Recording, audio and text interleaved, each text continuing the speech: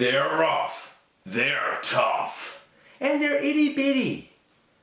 We're going to take a look at these guys today. We're taking a step back in time, and it's not often that I see a review of sets like this. For those of you in the know, well, great. For those of you not in the know, these are G1 micro changers, and this in particular was one of the combiner squads. We're going to talk about these guys and sort of what that means in the latest GotBot True review.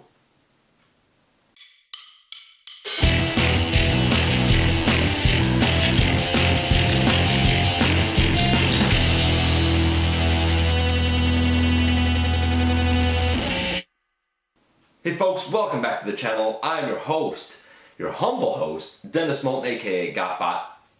As always, check me out everywhere. Check out Machinery of Man and the Everything Factor, and of course like and comment and subscribe. I don't know how many people remember these guys. I certainly do. And they came out around 1990, I guess, around there. I feel like they were available roughly around the time of maybe just before Action Masters. I don't quote me on that because I'm not 100% sure. They were apparently supposed to be fuel efficient. They were supposed to be somewhat vicious. And they came out as sets. And we've gotten some updates based on some of these, especially some of the Target Masters that came out during the Thrilling 30 era. And I've touched on those a few times. We have, you know, sets that came out for different patrols. These were put up in groups. It was a great way to kind of build up your forces for your Autobots or your Decepticons. They were going to be little guys, but they'd help bolster. They were great army builders, basically.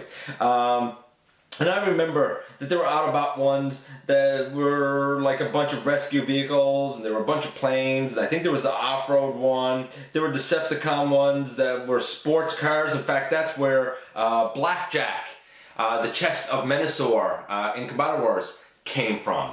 I do remember that. I took a look at Blackjack, a long time ago. I don't even remember what episode it was now, but you can certainly find it in the playlist. Then we got, I guess, bigger patrols and whatnot, and eventually we got these combiner squads, is what they were kind of called. There were Autobot ones, and I feel like there were maybe a couple of shuttles there. And this, of course, was a Decepticon one. Now, they don't have any Decepticon insignias, but I can remember, we lived about an hour away from the largest urban center growing up, from you know, the largest city, and we were into the mall shopping maybe on a Saturday. I don't know. It seems like something we would have done, and I can remember seeing these guys at what was a toy and craft store. It was a really interesting store, but I used to love going there, and I can still remember the package with the gray background and the Transformers on it with, you know, that blue and purple kind of fade, and these guys in it, and they were pretty cheap. And I can remember thinking even then, I don't have a lot of Decepticons. This could be 6. And that night, as we drove home in the dark, I can remember that there was a nice, bright, brilliant moon, and in the back seat, I relished with these guys and played with them and thought they were great and used them for some time after. I always had fun with these guys, as small as they were. And why are they called combiners? Well, there were a couple of different sorts. There were combiners that were transports, and they came with, like, as I recall, like these bigger vehicles and stuff. And I think that kind of fed into Action Masters because they had some vehicles and stations and that sort of cool stuff. But these guys were combiners because they're made up of 2 halves. We'll take this guy right here. He's actually 2 robots or 2 vehicles, however you want to look at it, in one.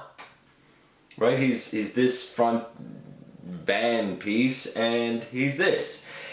Same with the dump truck, who can also come apart, and even after all these years, they're still pretty, those pegs are still pretty tight, and he can come apart. And they can combine any which way. I mean, you could put these two guys together, and you can put, we'll say, if I can do it, these two guys together. And I mean, you could even, if you wanted to, put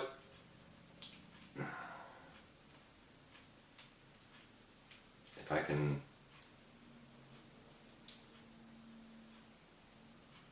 find it here. And you could even put those two guys together. So, you know, you can sort of mix and match them, which I always thought was cool, to be honest with you. I did try to kind of mangle these guys together to become like a larger combined robot. This team, what were they known as? Constructor Squad, I think, or Construction Squad.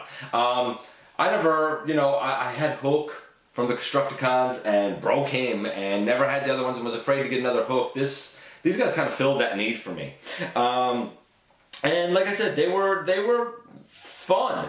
So they were made up of, as I said, 6 guys. 6 guys. I'm going to have to give their paint apps a 10 because we don't really have anything to compare them to. They never appeared on the show or anything. They were in comics and whatnot.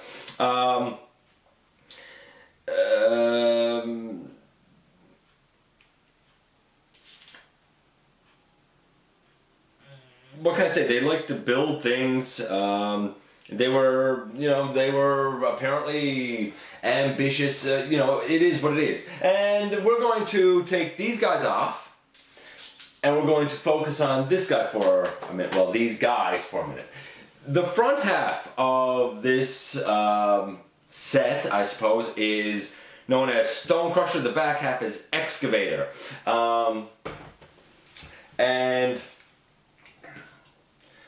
when you took them apart, how would you transform them? Pretty simple. You just took the legs, actually you took the arms and pulled them out so you had room to do this, and then you just flip the legs down, and boom, there you go. There is Stonecrusher. And in terms of articulation, the head doesn't do anything. The arms can go down and all the way up, they don't go out. The knees do bend. And they can bend independently from each other, at least from the knee down. The knees are connected. It's kind of like a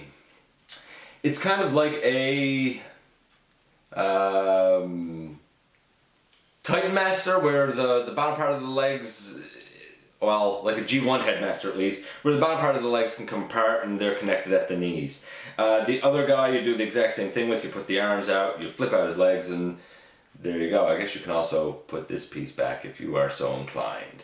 They're small. How small are they? Well, just for interest's sake, let's compare them with something a little more modern. This is the Combiner Wars Bombshell. So I mean, they're smaller than a Legends class figure.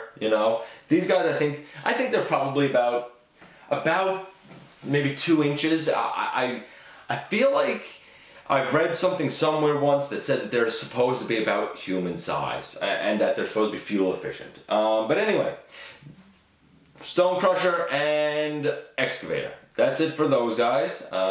We'll take them out of it and we'll bring in the next 2. This right here. And these guys, I always liked this vehicle. I thought that this was a cool vehicle. The front is known as Grit. And the back is, believe it or not, Knockout. Now, I think when we hear the name Knockout, most of us will probably think of the Transformers Prime Decepticon Medic. But you had Grit and you had Knockout. Grit, again, you put the arms out, you flip down the legs. He had an extra little piece of transformation because the front of his Jeep piece flipped back. And he fell down. They were a little iffy to stand, I'll say that. And this guy here, again, you bring those arms out, you flip those legs down, you kind of bring that arm back a bit, and there you go, you have Knockout. I always thought Knockout had such a cool name. Cool name. Again, paint, we're going to say 10. Articulation for all of these guys, a 2 or 3. Even by today's standards, or then, a 2 or 3. They weren't really greatly articulated. So we'll take those off. And we'll bring in the last one. Boom. And I'm going to just say it right now. Love this guy. The front is Sledge. The back is Hammer. Sledgehammer, that's fantastic. The leader of the group was the back here. Hammer. I do remember that. And you put out Hammer's arms and you drag down his legs, and there's the leader of the Constructor Squad, Hammer. And this guy, his transformation was a little bit different.